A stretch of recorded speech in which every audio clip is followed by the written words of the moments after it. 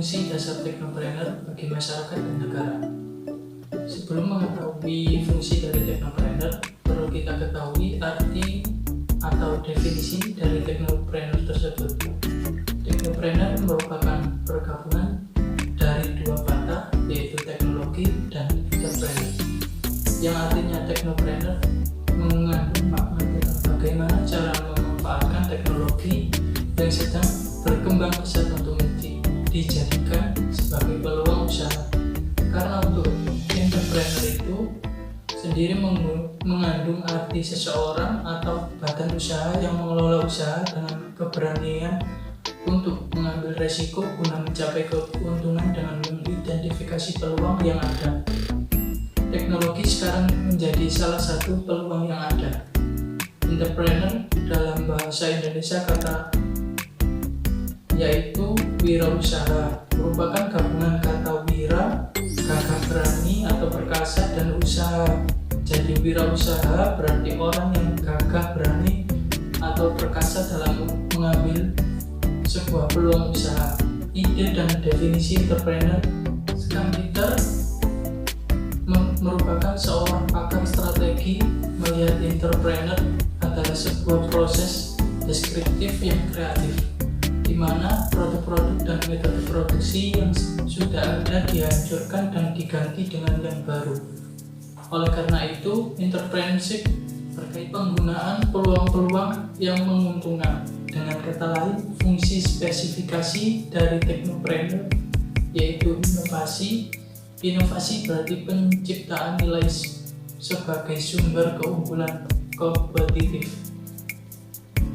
Tanpa inovasi atau cara baru tidak akan pernah ditemukan. Melalui inovasi, para entrepreneur akan terus melakukan ekspansi, perluasan daerah pemasaran, penambahan jumlah pelanggan, peningkatan penjualan dan laba. Dari penjelasan di atas dapat disimpulkan bahwa teknopreneur itu merupakan entrepreneur yang mengoptimalkan sebagai potensi perkembangan teknologi yang sedang berkembang. Apa saja usaha teknopreneur? Dilihat dari pengertiannya, memang teknopreneur merupakan pengolahan usaha dengan menggunakan basis teknologi. Usaha yang meliputi seorang teknopreneur adalah pengolah yang bergerak di bidang pembuatan maupun perindustrian. Pengusaha teknopreneur juga bisa dikatakan sebagai pengusaha yang memanfaatkan teknologi. Sebagai contoh, pengolah peningkatan mutu operasional, mutu servis, dan pemasaran penggunaan teknologi terbaru. Contoh toko teknopreneur yang sukses menggabungkan teknologi dan kegiatan entrepreneur di antara lain Bill Gates dengan Microsoft, Steve Jobs dengan Apple, dan Shinjiro dengan Honda. Dunia teknologi yang sedang menggeliat saat ini dengan perkembangannya yang tentu saja berkembang di seluruh penjuru dunia menjadi peluang yang sangat baik. Patut diperhitungkan karena hal tersebut dan ditambah dengan globalisasi serta inovasi teknologi seharusnya memaksa perusahaan untuk mengubah haluannya menjadi lebih canggih, modern, sesuai dengan tuntunan pasar saat ini yang mengedepankan efisiensi dan efektivitas yang bisa didapatkan. Banyaknya referensi yang tersedia juga di internet bisa juga menciptakan inovasi produk berupa bahan. Sifat-sifat wirausaha. Berbagai penelitian yang ada ditemukan 19 sifat penting wirausaha yang diperoleh dari tujuan penelitian yang pernah dilakukan. Dari ke-19 sifat itu dikelompokkan menjadi 6 sifat unggul sebagai berikut. Yang pertama, percaya diri, dan yang kedua, organisasi, dan yang ketiga, berorientasi manusia, dan keempat, berorientasi hasil kerja, dan yang kelima, berorientasi masa depan, dan yang keenam, berani ambil risiko. Semua sifat wirausaha tersebut harus dimiliki oleh entrepreneur untuk membangun sebuah usaha yang.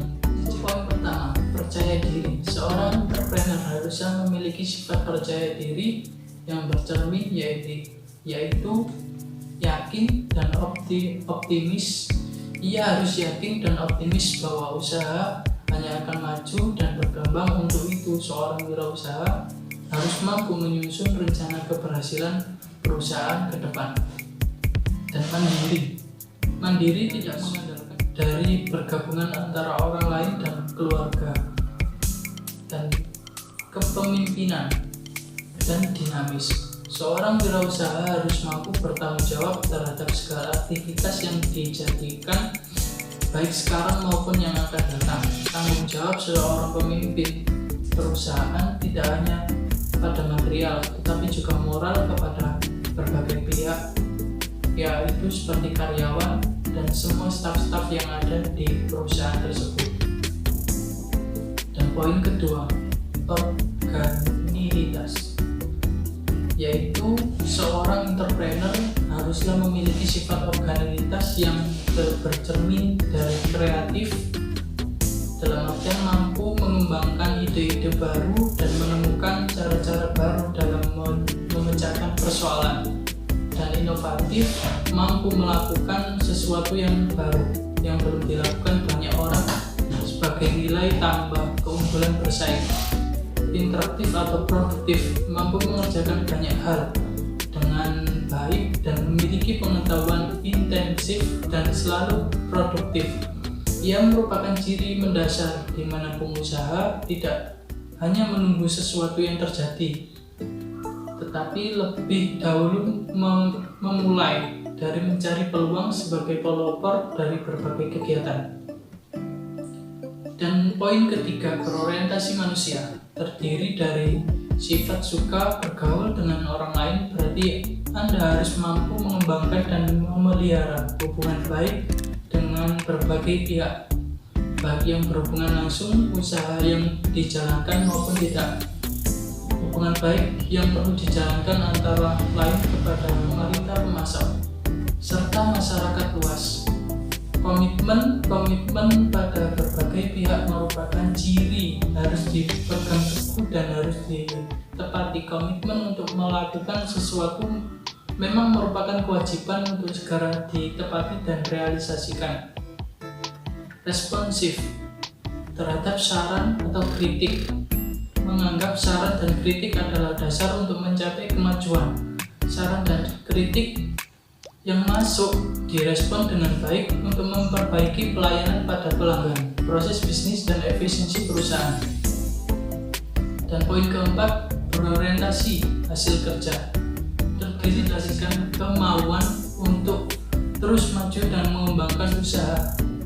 IQ dan EQ tidak cukup untuk memprediksi keberhasilan, dibutuhkan EQ, dalam arti lain advanced equity, yaitu tingkat kehangatan yang ditemuinya dalam mencapai keberhasilan.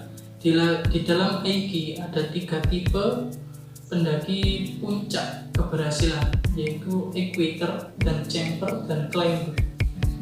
Tipe equator merupakan mereka yang langsung menyerah atau tidak mau memanfaatkan peluang.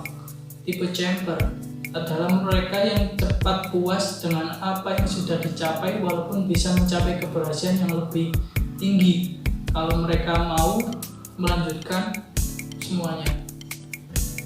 Tipe climber adalah orang yang harus mendaki tangga keberhasilan hingga mencapai puncak tertinggi meski menemui fungsi hambatan atau rintangan.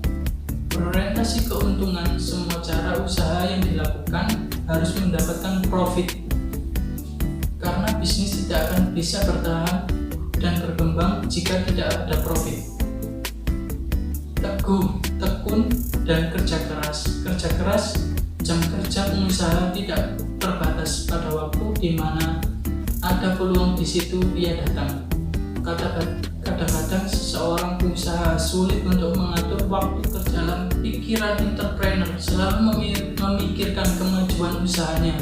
Ide-ide baru selalu mendorong untuk bekerja keras merealisasikannya. Tidak ada kata sulit dan tidak masalah yang tidak dapat diselesaikan. Penuh semangat dan penuh energi, melakukan semua aktivitas dengan semangat untuk keberhasilan. Dan poin kelima, berorientasi masa depan, terdiri dari sifat pandangan ke depan. Untuk itu, Anda harus memiliki visi dan tujuan yang jelas.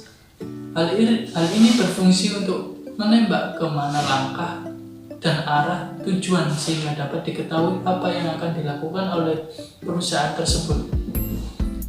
Berorientasi, perusahaan yang sukses selalu mengejar prestasi yang lebih baik daripada prestasi sebelumnya. Mutu produk, pelayanan yang diberikan, serta kepuasan pelanggan menjadi perhatian utama. Sehingga waktu segala aktivitas usaha yang dijalankan selalu dievaluasi dan harus lebih baik dibandingkan sebelumnya. Dan poin keenam, berani ambil resiko.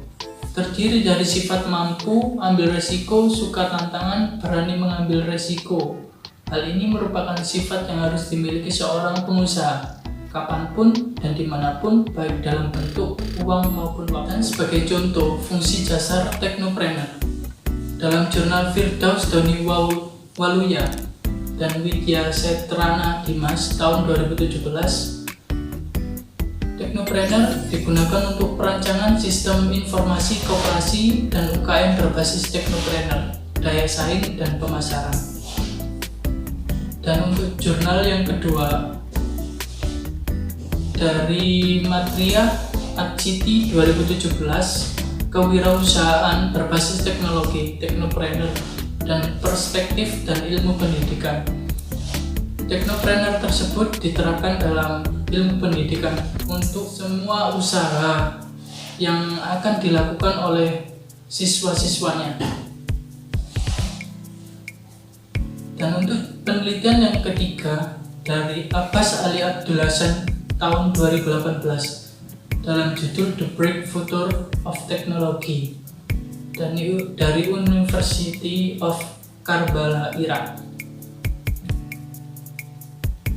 Dan untuk judul yang keempat, dalam penelitian Anggraini Reka Arbianati Alamsyah Doni Praunama tahun 2019, analisis penerapan teknopreneurship pada perusahaan energi alternatif. Itu jurnal yang kelima dalam penelitian Purnomo Sigit Triyono tahun 2018, efektivitas teknopreneurship dengan model pembelajaran comparative learning by technopreneur. Jurnal untuk kelima jurnal tersebut dari semua jurnal di atas, dan fungsi teknopreneur itu sendiri sangatlah banyak, dan pada umumnya di bidang marketing, teknopreneur tersebut sangatlah dibutuhkan dalam bagian pemasaran, dan juga masih banyak fungsi-fungsi dari teknopreneur. Lagi fungsi dari teknopreneur untuk masyarakat akan sangat banyak manfaatnya. Antara lain, fungsi dari masyarakat dari teknopreneur membuka peluang usaha baru, dan benefit dari masyarakat membuka usaha baru, perekonomian negara juga semakin membaik. Maka dari itu fungsi dari teknopreneur sangatlah banyak. Jika semua bisa dikaitkan, maka akan menjadi teknopreneur yang sangat menguasai semua hal. Terima kasih. Dalam presentasi kali ini saya akhiri. Wassalamualaikum warahmatullahi wabarakatuh.